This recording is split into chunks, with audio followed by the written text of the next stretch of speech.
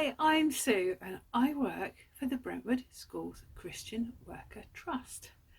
Now today's story is all about a very faithful man, a large boat and a whole lot of animals. Hi, this is Anthea. Have you ever seen a rainbow up in the sky? All those beautiful colours. I just love rainbows. Well, today I'd like to tell you the story of why God puts his rainbow in the sky. A long time ago, there was a man called Noah. He was a good man and he loved God very much and he wanted to please God and do everything he said. Now, Noah had a wife and he had 3 sons, Shem, Ham and Japheth, and each of the sons also had a wife. One day, God spoke to Noah and told him to build a huge boat called an ark. It was to be big enough to take all of Noah's family and all the animals that God wanted to be kept alive. It was going to rain for a very long time and the flood would cover all the earth. Now Noah wanted to obey God, so he did what God said and he built the ark.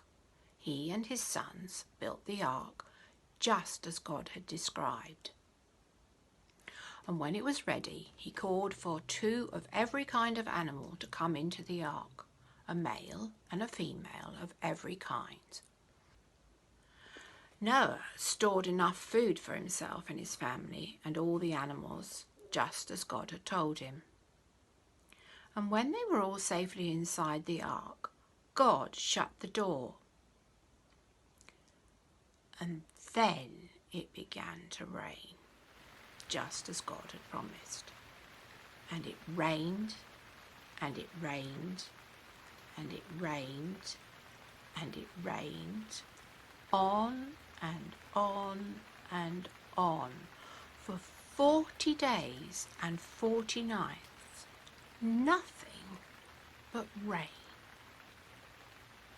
Noah and his family and all the animals were safe inside, but outside the water levels rose and rose until all the earth and its inhabitants were flooded. Even the mountains disappeared, and eventually God sent a strong wind that started to blow across the top of the water and started to dry up all that water. The water steadily receded from the earth, and at the end of 150 days the water had gone down enough so that the ark came to rest on the top of a mountain called Ararat. After 40 more days, Noah opened the window he had made in the top of the ark and sent out a large black raven to see if there was any dry land yet. It flew back and forth until the water had dried up from the earth. Then he sent out a dove to see if the water had receded from the ground. The dove could not find anywhere to perch at all, so it flew back to Noah in the ark for a rest. He waited 7 more days and then sent the dove out again. This time he was thrilled to see that the dove had come back with a fresh olive leaf in her beak. Noah now knew that the waters had indeed receded from the earth and there was dry land appearing. He waited a further 7 more days and sent the dove out again, but this time she did not return and he knew it was safe to open the ark. God told Noah to come out of the ark with his family and all the animals from inside the ark so that they could be free to live once again on the earth and multiply and occupy the fresh new land. Noah wanted to say thank you to God now for keeping him and his family safe. God in turn made a promise that never again would he flood the earth with water. And as a sign of this promise, God put his rainbow in the clouds to remind everybody that he always keeps his promises.